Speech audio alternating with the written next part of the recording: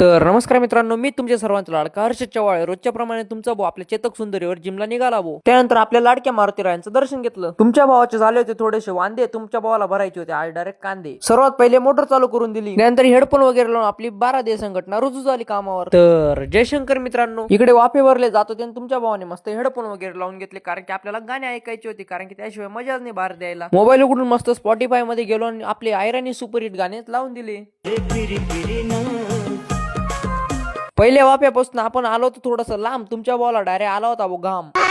तुमच्या भावाचा कोणी व्हिडिओ काढून द्यायला नव्हतं, त्यासाठी एक ठिकाणी मोबाईल ठेवून दिला आणि डायरेक्ट बारे देण्याचं शूटिंग काढून घेतली. कशी आली होती शूटिंग कमेंट मध्ये नक्की सांगा बरं का. आपल्या कांद्यांची पहिली वळ पूर्ण भरली गेली, त्यासाठी आपल्याला करायचं होता गिव्ह म्हणजे चप्पलचा. आणि ज्यांना कोणाला चप्पल लागत असेल त्यांनी टाईप करा कमेंट मध्ये चप्पल, आणि ज्यांच्या कमेंटला जास्त लाईक असेल त्यांना ही चप्पल आपण देऊन टाकू. आजकाल ना पोऱ्या खातच फुलचंद पान आणि आम्ही कांदाचे सारंग वनी कताईन गान. आणि काही लोकांचं संध्याकाळी दारू प्यायचा होऊन जातो वांदा, तुमच्या भावापासून उपटून गेला होता डायरेक्ट कांदा. आणि एवढं मोठं टावर तुमच्या हर्षद चव्हाण डायरेक्ट 2 बोटांमध्ये मावून घेतलं होतं नात करती काय. मध्येच आपल्या मोबाईलचा अलार्म वाजायला लागून गेला होता, कारण की आपलं बाहेर द्यायचं टायमिंग संपून गेला होता. आपला बारा द्यायचं टायमिंग संपून गेला होता म्हणून आपण डायरेक्ट घराकडे चाललो होतो, कारण की आता बारा द्यायला भाऊ येणार होता.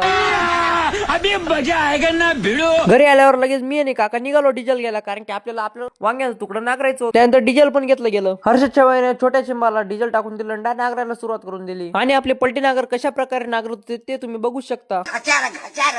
आणि आपल्याला वावर नागरता नागरता डायरेक्ट संध्याकाळून गेली. तर असे नवनवीन ब्लॉग बघण्यासाठी हर्षद चव्हाणला फॉलो, लाईक, शेअर नक्की करा. धन्यवाद.